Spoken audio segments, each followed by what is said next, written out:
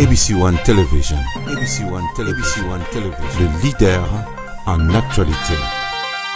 Mes très chers compatriotes, le spectacle U2 auquel nous assistons aujourd'hui est l'image nauséabonde des institutions illégitimes mises en place après les hold-up électoraux de janvier 2019 traduisent une théâtralisation inacceptable de la vie politique et le mépris total de l'intérêt général.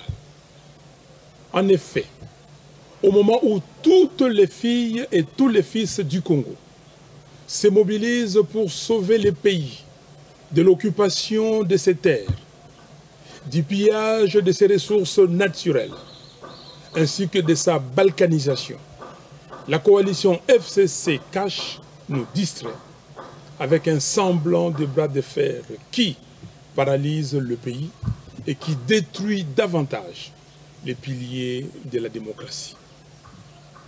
Leur stratégie consiste à donner l'impression qu'ils sont en conflit, alors qu'en réalité, ils entretiennent la diversion pour contourner le vrai problème qui se pose au pays. Notamment, la précarité de la situation économique et la misère noire dans laquelle croupit le peuple congolais.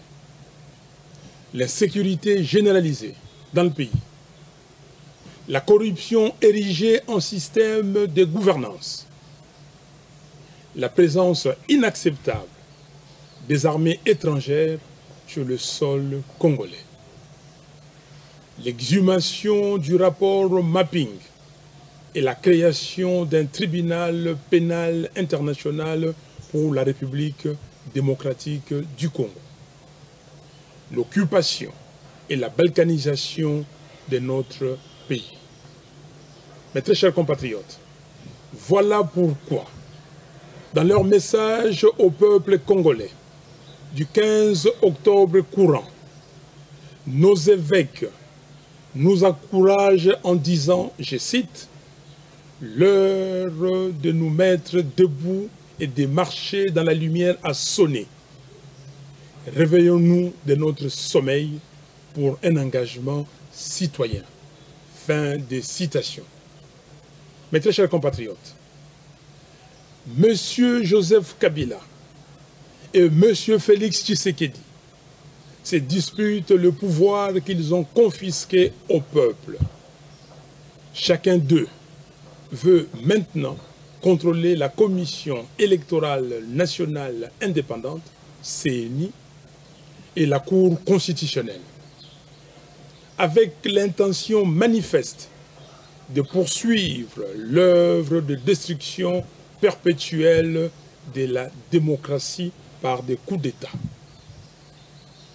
La Commission électorale nationale indépendante, CENI, et la Cour constitutionnelle doivent être réellement indépendantes et libérées de l'emprise de quelque faction politique que ce soit.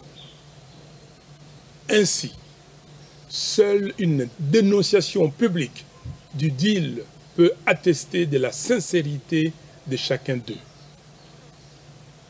Mes très chers compatriotes, Congolaises et Congolais, n'accompagnez donc personne dans une forfaiture de plus et refusez qu'on établisse le coup d'État comme mécanisme d'accession au pouvoir.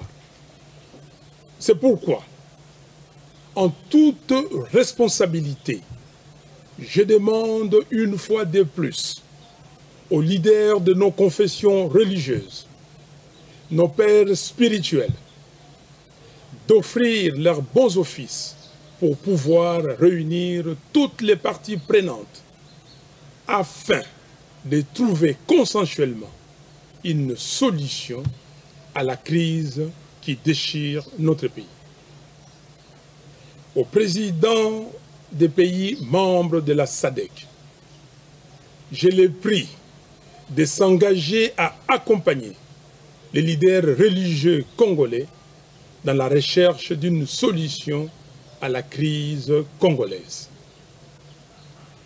Aux membres de la communauté internationale, je les exhorte à se ressaisir afin d'aider les Congolais à retrouver une stabilité pérenne pour le pays et pour la région, au travers de la mise en place des institutions légitimes, gage du développement. Que vive la République démocratique du Congo, que vive son vaillant peuple. Je vous remercie. ABC One Television. ABC One Television. Le leader en actualité. Actualité politique de la RDC, d'Afrique et le reste du monde.